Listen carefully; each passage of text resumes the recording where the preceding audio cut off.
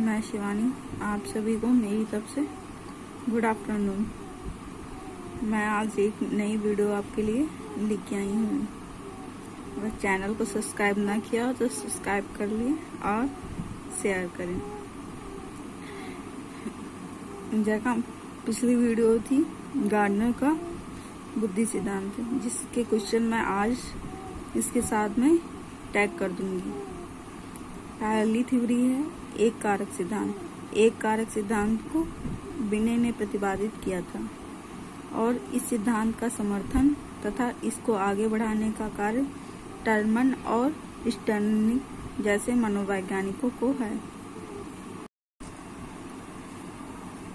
Theory की detail देख लीजिए। इस सिद्धांत के अनुसार बुद्धि को एक शक्ति या कारक के रूप में माना जाता है। इन वैज्ञानिकों के अनुसार बुद्धि वह मानसिक शक्ति है जो व्यक्ति के समस्त मानसिक कार्यों का संचालन करती है और व्यक्ति के समस्त व्यवहारों को कार्य प्रदान करती है। वर्तमान में इस सिद्धांत को कोई नहीं मानता है। ये है पहली थ्योरी, यूनिफैक्टर थ्योरी, जिसे बिने ने प्रतिपादित किया था तथा समर्थन टर्मन व स्टर्न ने किया था। सेकंड थ्योरी है द्विकारक सिद्धांत। द्विकारक सिद्धांत, इस सिद्धांत का प्रतिपादन स्पीयरमैन ने किया था। स्पीयरमैन ने इसमें दो प्रकार की मानसिक बुद्धि की अवधारणा को व्यक्त किया। स्पीयरमैन ने बुद्धि के दो मानसिक योग्यता को बतलाया। पहली है जी फैक्टर, दूसरा है एस फैक्टर। यानी कि पहला जी यानी कि सामान्य मानसिक योग्यता, जनरल मेंटल एबिलिटी। सेकंड है विशिष्ट मानसिक योग्यता यानी कि स्पेसिफिक मेंटल एबिलिटी यानी कि एस। जी और एस। पहला पॉइंट है सामान्य यानी कि जी फैक्टर, जो हमें जन्मजात प्राप्त होती है। यहाँ पर कोई कार्य जो है हमें जन्म से हम सीख जाते हैं। सामान्य बुद्धि सभी प्रकार की मानसिक शक्तियों में पाई जाती है, जबकि विशिष्ट मानसिक योग्यता केवल विशिष्ट कार्यों से संबंधित होती है। प्रत्येक व्यक्ति में सामान्य योग्यता के अतिरिक्त कुछ न कुछ विशिष्ट योग्यताएं होती हैं। एक व्यक्ति में एक विशिष्ट योग्यता भी हो सकती है या एक से अधिक भी हो सकती है, क्योंकि जो हमें जन्मजात प्राप्त हुई वो हमें अपने माता पिता से प्राप्त होगी। एस फैक्टर जो है हमें एटमॉस्फेयर के अनुसार प्राप्त होगी। जिस एटमॉस्फेयर में जैसे हम रहेंगे वैसी हमें बुद्धि यानी अर्थात नॉलेज की प्राप्ति होगी। दिए गए चित्र यानी कि चित्र में S1 और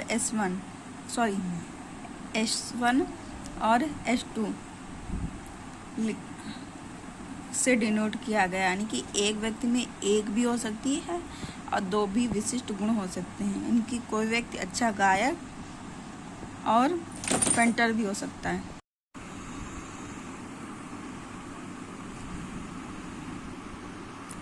दिए गए चित्र को उपलब्ध करने वाला दिए गए चित्र में ओवरलैप करने वाला संपूर्ण क्षेत्र, जो ओवरलैप कर रहा है यानी कि बीच वाला क्षेत्र जो है जी कारक का प्रतिनिधित्व कर रहा है। शेष दोनों परीक्षणों का स्वतंत्र क्षेत्र S1 तथा S2 द्वारा प्रदर्शित किया जाता है। उपयुक्त चित्र में यह स्पष्ट किया गया है विशिष्ट योग्यताएं और एक दूसरे से स्वतंत्र होती हैं। सामान्य योग्यता की आवश्यकता इन विशिष्ट योग्यताओं में पड़ती है।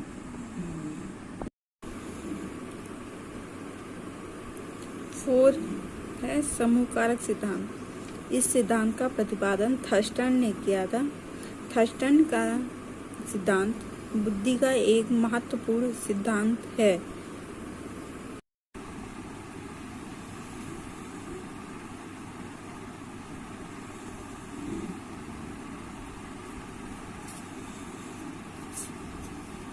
फिफ्थ थ्योरी है गिलफोर्ड का सिद्धांत। ए संज्ञान कॉग्निशन।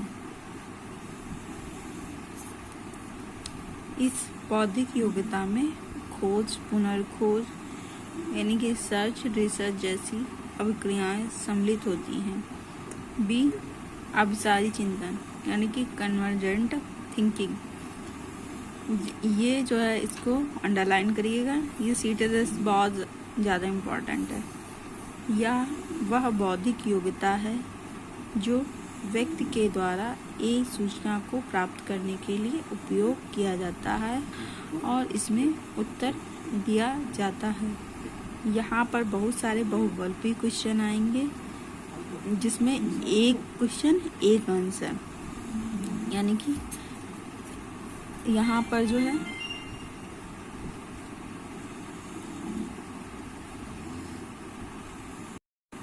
सी अभिसारी चिंतन यानी कि डाइवर्जेंट थिंकिंग। यहाँ पे इसको आउट ऑफ बॉक्स यानी कि सृजनात्मक बालक के लिए होता है। यह बौद्धिक योग्यता के द्वारा विभिन्न दिशाओं में चिंतन करता है या खोज करता है। इसमें जो है इसको out of the box theory, इसमें जो है सृजनात्मक बालक होते हैं।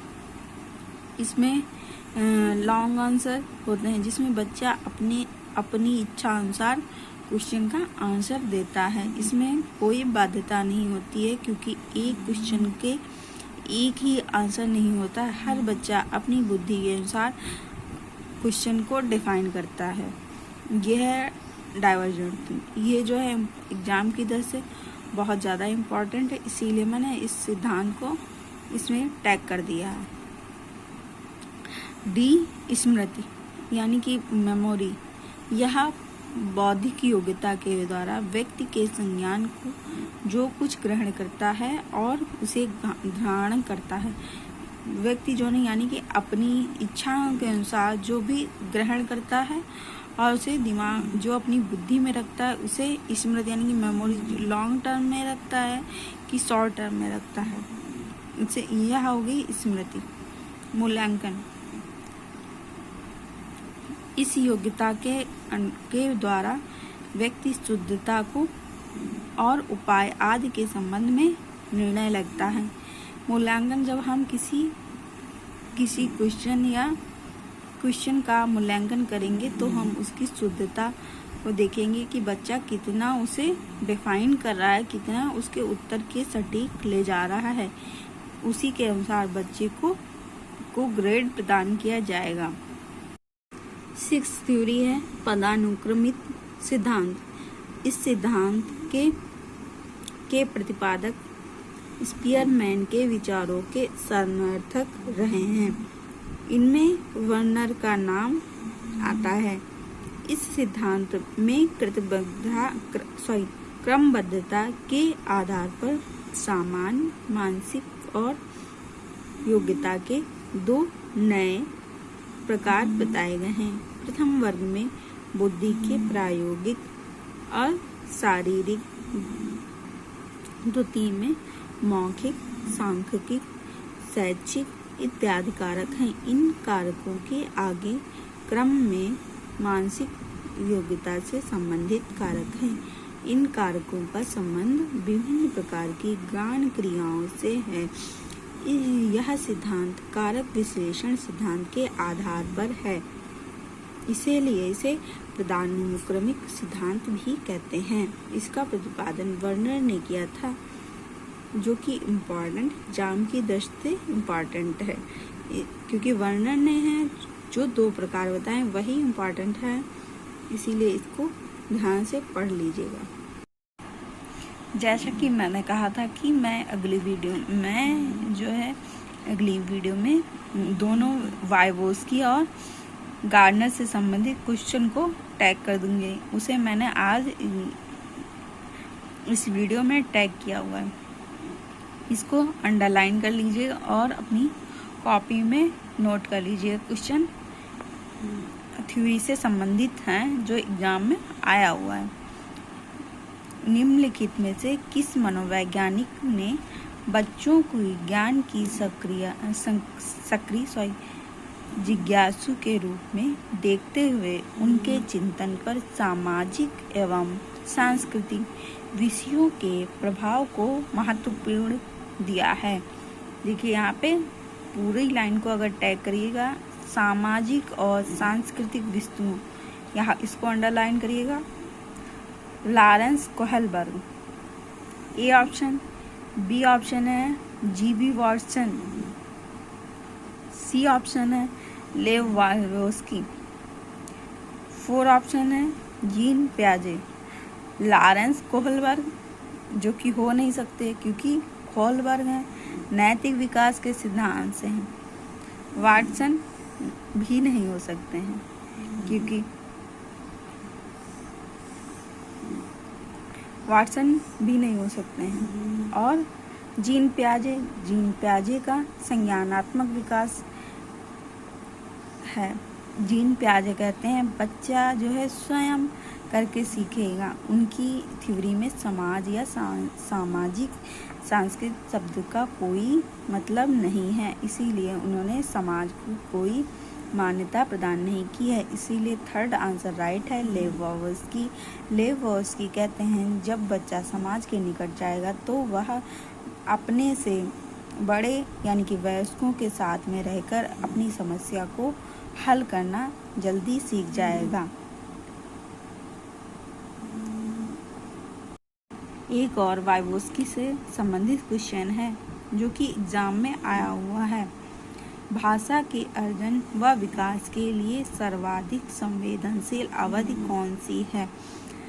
फर्स्ट ऑप्शन है किशोरावस्था। भाषा अर्जन एवं विकास यानी कि जब बच्चा कब लैंग्वेज को कब एक्सेप्ट और डेवलपमेंट के बारे में सबसे अधिक संवेदनशील होगा, तब की बात की जा रही है। ए किशोरावस्था, बी जन्म से पूर्व की अवस्था, सी प्रारंभिक अवस्था, सी प्रारंभिक बाल्यावस्था, डी मध्य बाल्यावस्था। ए किशोरावस्था हो नहीं सकता क्योंकि स्टैनले हॉल कहते हैं तूफान, यह जो है तूफानों की अवस्था होती है, यहाँ पर भाषा का विकास हो जाता है। जन्म से पूर्व की अवधि यानी कि प्री नेटल पीरियड, यहाँ पर बच्चा से लैंग्वेज का कोई मतलब नहीं होता क्योंकि वह गर्भ में होता है, उसका विकास गर्भ में होता है। यानी कि प्री चाइल्डहुड, यहाँ पर जो है बच्चा 1 साल से ऊपर हो जाता है। प्रारंभिक बाल्यावस्था यानी कि जो सेकंड 2 से 7 वाली है।